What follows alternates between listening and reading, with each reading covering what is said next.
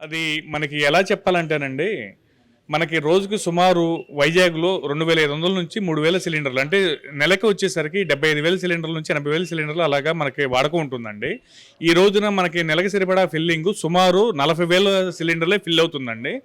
మరలా 2, 3 రోజుల తర్వాత చూసుకుంటే అది 12,000 సిలిండర్ల కన్నా కూడా ఇచ్చే కెపాసిటీ లేదంటండి.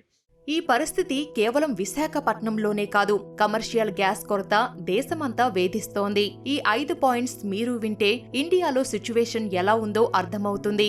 ముంబైలో ఇప్పటికే 20% హోటళ్లు మూతబడినట్లు వార్తలు వస్తున్నాయి. పరిస్థితులు ఇలాగే కొనసాగితే 2 రోజుల్లో దాదాపు 50% రెస్టారెంట్లు క్లోజ్ చేయాల్సి వస్తుందని హోటల్స్ రెస్టారెంట్ల అసోసియేషన్స్ అంటున్నాయి.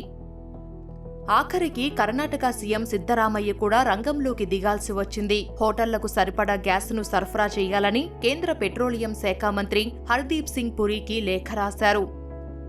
ఇదే సమయంలో బ్లాక్ మార్కెట్ వ్యాపారులు దండుకునేందుకు ప్రయత్నాలు మొదలుపెట్టారు. గ్యాస్ కొరతపై వార్తలతో ఢిల్లీ, చండీగఢ్లో డొమెస్టిక్ కస్టమర్లు కూడా అప్రమత్తమయ్యారు. గ్యాస్ ఏజెన్సీల ముందు సిలిండర్లతో క్యూలు కడుతున్నారు.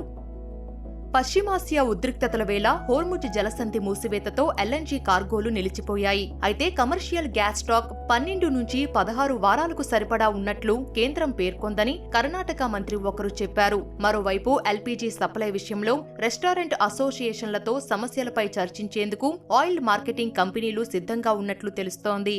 ఇందుకోసం త్రిసభ్య కమిటీని ఏర్పాటు చేయనున్నట్లు సమాచారం. ఈ పరిస్థితుల నడుమ వంట గ్యాస్, కార్ల సీఎన్జీ కస్టమర్లకు భరోసా ఇచ్చేందుకు కేంద్రం పలు నిర్ణయాలు తీసుకుంది. రంగాల వారీగా సప్లై చేయాలని ఆదేశాలు జారీ చేసింది. ఇందులో కమర్షియల్ గ్యాస్ కు లాస్ట్ ప్రయారిటీ ఇచ్చింది. డొమెస్టిక్ వినియోగదారులు, వాహనాల సీఎన్జీ, పైప్డ్ గ్యాస్ కు తొలి ప్రాధాన్యమని స్పష్టం చేసింది.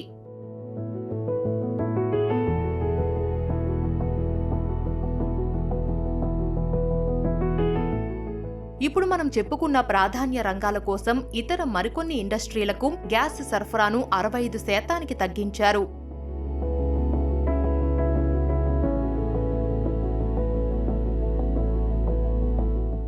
హోర్డింగ్, బ్లాక్ మార్కెటింగ్ ను అరికట్టడానికి కూడా కేంద్రం చర్యలు తీసుకుంది. గృహ వినియోగదారులు ఒక సిలిండర్ డెలివరీ అయ్యాక రెండోది బుక్ చేయడానికి 25 రోజులు ఆగాల్సి ఉంటుంది. మరోవైపు ఈకేవైసీ చేసుకోని వారికి డొమెస్టిక్ సిలిండర్ల బుకింగ్ నిలిపివేస్తున్నట్లు ప్రకటించింది. అంతేకాకుండా చమురు శుద్ధి సంస్థలపై ఎమర్జెన్సీ కన్స్యూమర్ యాక్ట్ ను కేంద్రం ప్రయోగించింది. పెట్రోల్, డీజిల్, గ్యాస్ కు కృత్రిమ కొరత సృష్టించకుండా పెట్రోలియం శాఖ చర్యలు తీసుకుంది. దీనివల్ల ప్రస్తుతానికి గృహ వినియోగదారులకు ఎలాంటి ఇబ్బందులు ఉండవని నిపుణులు అంటున్నారు.